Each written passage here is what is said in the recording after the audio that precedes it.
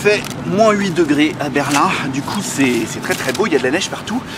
Mais j'avoue que le corps n'est pas fait pour résister à ce genre de température.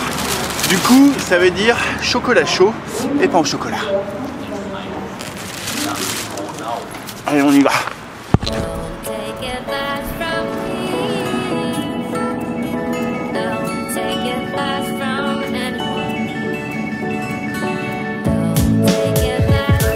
Alors, je ne sais pas si ça se voit, mais regardez, il y a des stalactites sur le S-Bahn.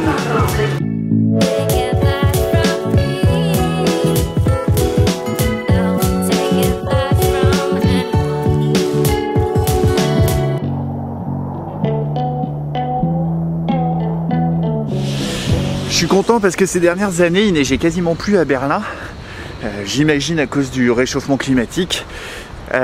Donc ça fait du bien quand il neige, mais là ce qui est fou c'est que j'ai beau avoir des gants, des collants, figurez-vous, une capuche, un bonnet, etc. Je meurs de froid. Et ce qui est très étonnant, c'est que vous voyez là je suis dans le quartier d'Alexanderplatz. Normalement il y a plein de monde, voilà, c'est très touristique, etc. Et là c'est un peu comme à Paris. En fait il y a quasiment personne alentour. Alors que ça devrait être blindé de monde. Et notamment, c'est très silencieux. Écoutez-moi ça. Sachant que là, je suis vraiment en plein centre de Berlin. Bon, et vous voyez ça, normalement, c'est une grande terrasse d'un café. Et il n'y a absolument personne. C'est silencieux.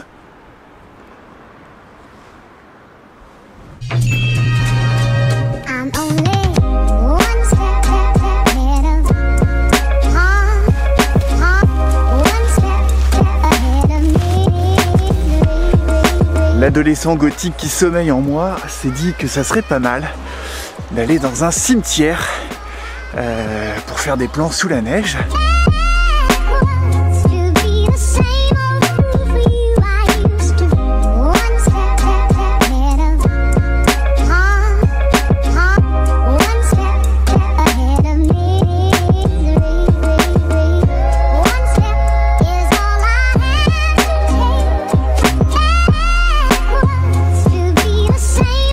Alors c'est le cimetière. Stop. Alors là j'avais prononcé le nom comme une grosse patate, donc on va plutôt le laisser dire par une vraie allemande, ça vaudra mieux pour tout le monde. St. Marien und St. Nikolai Friedhof. C'est beaucoup mieux.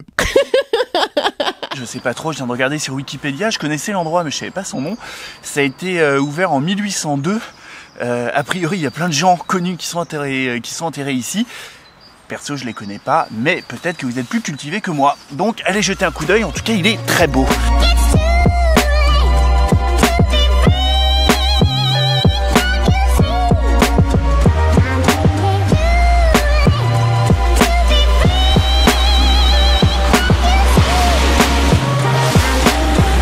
Je suis en train de m'apercevoir que j'ai fait énormément de plans sur le métro, le tram, etc. On dirait que je fais une vidéo sur le système ferroviaire berlinois, ce qui n'était pas le but, mais c'est juste que je trouve ça joli et qu'il y en avait beaucoup autour de moi.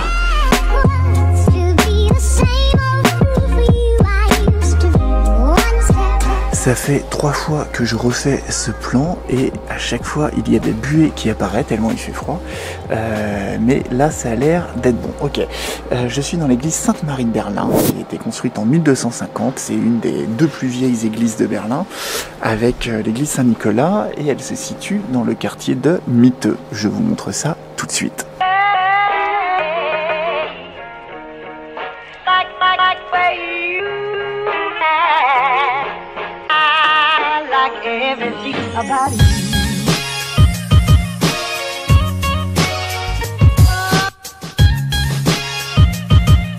Bon, et malheureusement c'est encore un endroit assez peu fréquenté actuellement. C'est terrible, terrible.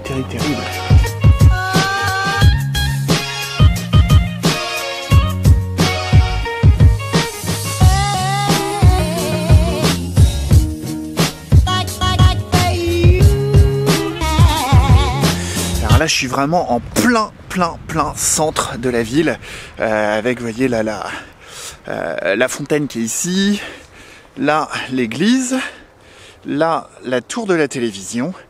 Bref, ici c'est vraiment un endroit normalement qui ressemble à Châtelet ou aux Champs-Élysées, ou enfin bref, un endroit hyper touristique, avec plein de commerçants autour, et là je suis quasiment tout seul.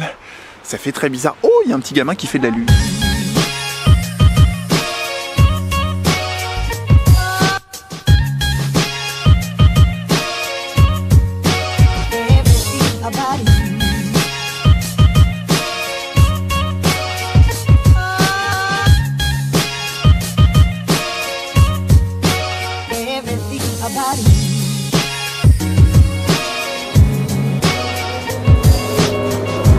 C'est marrant, ici ils font quelque chose qui est assez pratique à vrai dire, mais incongru, c'est qu'ils mettent le plan du métro au plafond.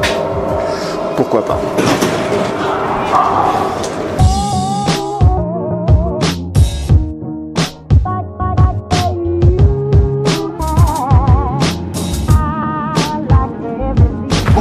À nouveau que je vous parle du bouquin que j'ai déjà évoqué dans ma vidéo précédente, Futur, notre avenir de A à Z d'Antoine Bueno.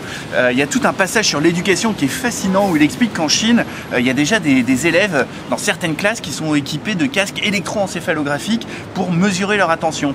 Il explique aussi comment dans le futur, des médicaments comme la Ritaline qui sont utilisés aujourd'hui pour les élèves qui ont des problèmes de l'attention, pour être utilisés pour tous les élèves, simplement pour doper leur performance.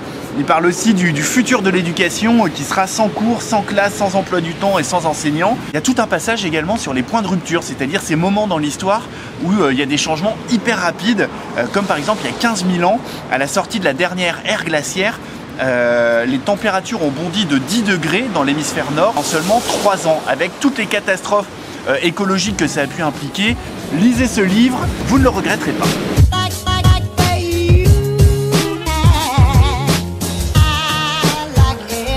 Et voilà, cet épisode enneigé se termine ici. J'espère que je vous ai donné envie d'utiliser les transports en commun berlinois. À la prochaine, ciao.